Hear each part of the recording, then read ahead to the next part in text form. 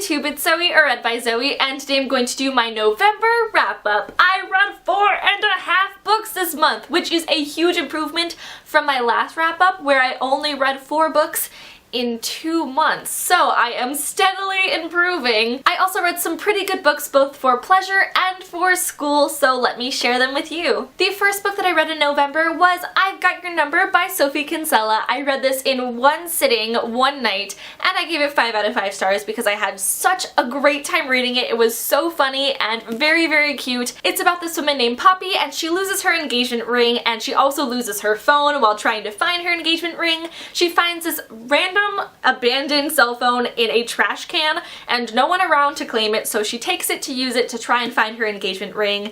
And then this man named Sam is texting her thinking that it is his assistant because it was his assistant's phone. She helps him out with all of the things he needs from his assistant, and he helps her with all of her engagement ring things. Poppy really grows as a character in this book, and I really enjoyed her. She was a really happy person. She tried to make other people happy, but she also kind of lost herself in the process at some point. She gets more assertive in here. This is my favorite Sophie Kinsella book by far. I then read a book for school, and it was The Emperor's Babe by Bernadine Evaristo. It is gold and reflective, so sorry if I'm blinding you, but I read it for my poetry class because although it is a novel, it is written in verse, and it was such a fantastic time. I really enjoyed her writing style, and I haven't read any books that have been written in verse. The fire alarm's going off, so I'll see you all in a bit when I come back. So the fire drill's over now, so that was a lot of fun. You gotta hear the shrieking of our fire alarm. They're so loud. I don't even remember what I was saying, but yes. This book is set in Roman London in the year 211 AD, which is really interesting because this book is written in modern language. She uses some modern words and even describes location by what they are today instead of what they were during the Roman London times, because we don't know too much about Roman London, so we don't know exactly what they called some locations. In class, we also traveled to some of the places that the main character Zuleika travels to, which I really enjoyed because living in London and studying in London, I love how we're doing like field trips to some of the places that we're learning about, and it makes everything feel much more real instead of just learning about it in books. Zuleika is the main character, and when she is still a child, like 11 years old, she's married off to this rich, fat Roman political figure. She often feels neglected by him because he really only cares about her looks. He doesn't care about her as a person, so they never really talk.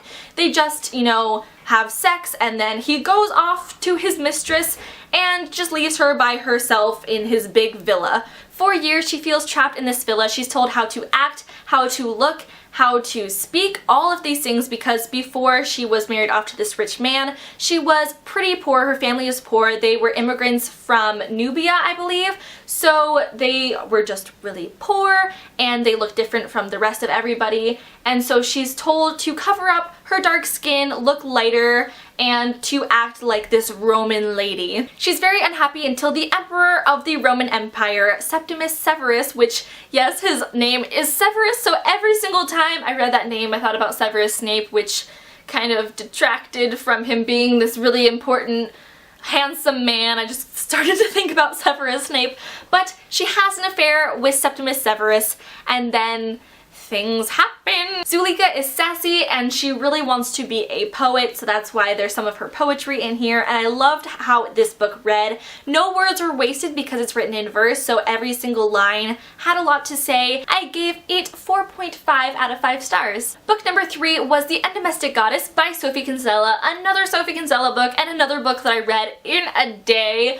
I just cannot stop reading her books. They're so easy to read and they're really funny. I really enjoyed them. This one I gave 4 out of 5 stars. I liked it, I enjoyed it, but it wasn't my favorite book by her, especially after reading I've Got Your Number, which I loved. This kind of fell a little bit short. It's about this woman named Samantha, and she's this high-powered lawyer in London, but then she makes one little mistake which sends her entire career down the drains, and she runs away from her mistake because she's just embarrassed, and she was up for this very high promotion. She lost the company millions of pounds and she cannot face her mistake. So she runs away to the country where she accidentally gets hired for a job as a housekeeper. She meets this really attractive hunky dude named Nathaniel, and she learns how to live her life. When she was a lawyer, she didn't really live, she was just working up to the promotion, but since she lost everything, she really learns what's important in life, and it is a really good message. This is one of her more serious books. There were a lot of funny situations that happened in this book, but the whole tone of it was a little bit more serious because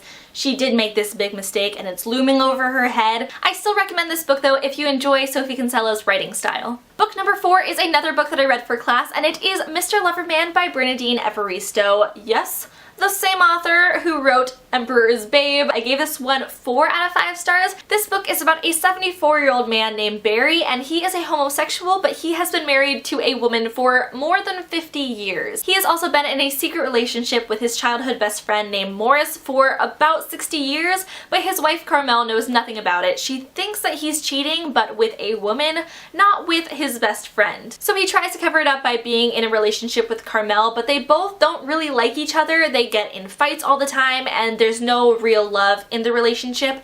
They're both kind of living a lie because she doesn't love him, she just wants to have a husband, and he just wants to have a wife, but they don't really enjoy each other's company. This book is also told in 2 different perspectives, the perspective of Barry and the perspective of Carmel, except they are both moving in time at different rates. So Barry's takes place within 1 month in 2010, and Carmel's takes place in 50 years, so every single chapter that she has is a different decade. I really enjoyed it because it shows how biased everyone's story is. They both have different things to say, and they both think that they are in the right, and by reading their different perspectives, you really don't know who is in the right. I also want to read more of Bernardine Evaristo's writing because I really enjoyed both books that I read by her this month. And the book that I read half of is Winter by Marissa Meyer. This is the last book in the Lunar Chronicles series, and I really enjoy it so far. I think that this is going to be a 5 out of 5 book, but I still need to finish it. If you didn't already know, which you probably do because everyone has been talking about this series,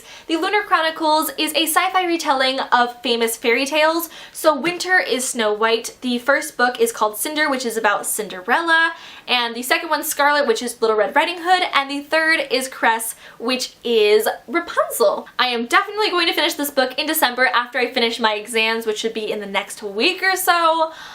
Then I can finish this, but then also it will be over, and that is sad. So those are all of the books that I read in November, much better than the last wrap up. I'm pretty proud of myself. Thank you all for watching. Tell me your favorite book that you read this month down below. Give me some recommendations, please, and I will talk to you later. Bye!